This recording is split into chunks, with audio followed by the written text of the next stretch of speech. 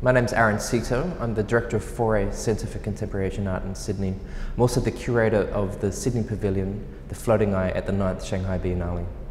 This year, 4A was invited by the Shanghai Biennale to curate an exhibition that was part of the Sydney Pavilions project, which is an idea of the Biennale to create dialogue amongst other cities and artists around the world.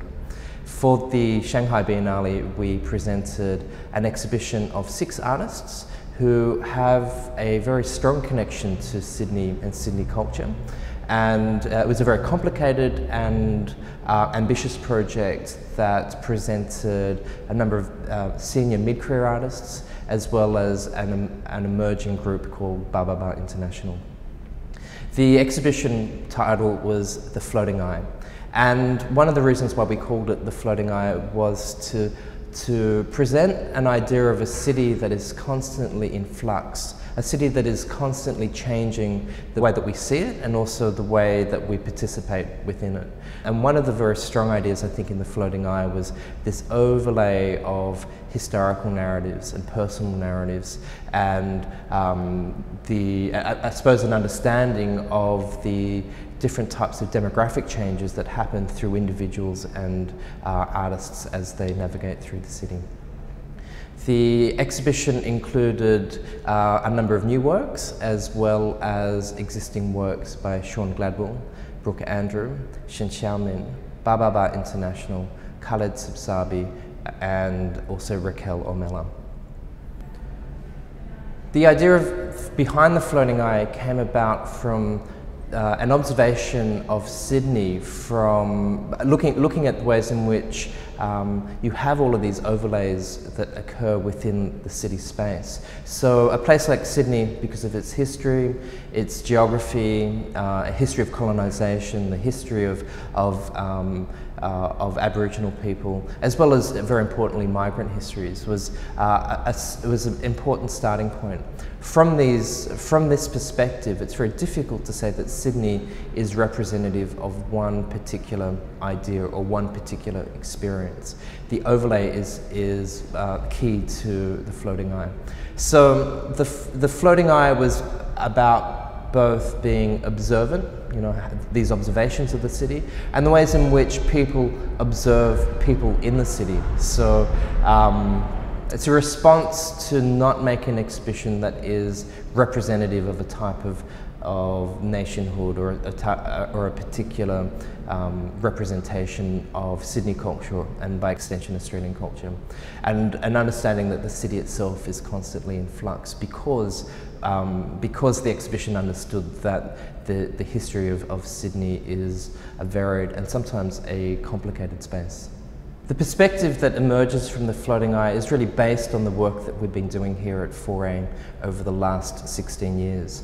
It is an idea that these places are actually made up of the sum total of individual experiences, and these experiences, especially of migrants or of Aboriginal people, aren't part of that mainstream narrative which we are often told or we often see within the media and within the cultural landscape that surrounds us. This is a very, very important aspect of The Floating Eye because we wanted to create a situation where we could actually open up a discussion about what a city might look like and the way in which a city like Sydney is networked internationally based on the very personal experiences of individuals. So for instance, an artist like Khaled Subsabi, based in Western Sydney, who is also making work about the Middle East.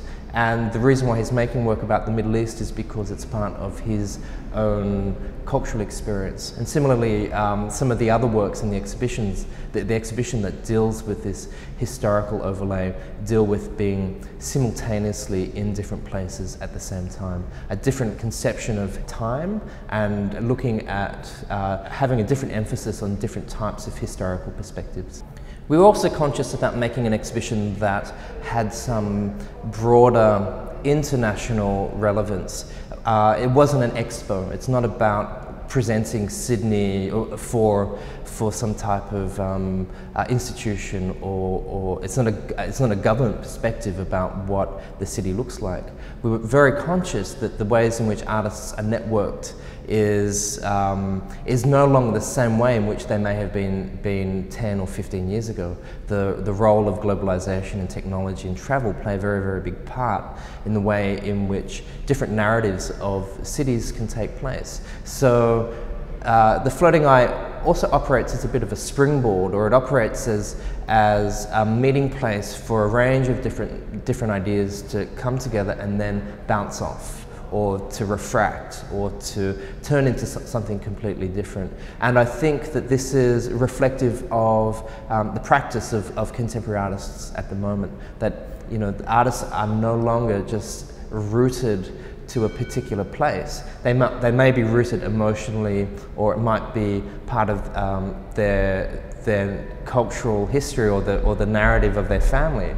But a project like the Inner City Pavilions provides an opportunity to have a much broader or different engagement with different people and different ideas and different artists from around the world. These types of exercises are quite important, especially for artists and curators, and also for small organisations, because it allows the individual to articulate a position which you might not necessarily find in bigger institutional shows. This is the type of curating which really excites us, because we are able to create those networks and participate in a much broader and larger network of people around the globe. And I think that this is something very exciting for artists, to generate different types of discussions that might be outside of their comfort zone, or might be outside of the normal ways in which their work is read. One of the current preoccupations of 4A at the moment is to be creating viable and important networks for artists between Australia and Asia. The Sydney Pavilion project is a really good example of the type of work that we're doing at the moment. But this project is not just about the contemporary Asian art context. It's actually part of a much broader discussion about art around the world. And I suppose this is one of the big changes that is happening within, not just within Australia, but amongst the 4A's peers, is this discussion of a different order of the international that is occurring through the rise of contemporary Asian art. Australia can be a very big part of this discussion because of its history and because of its geography. And we hope that through a project like the City Pavilions project and through the Sydney Pavilion, that we can begin to be creating these networks for artists.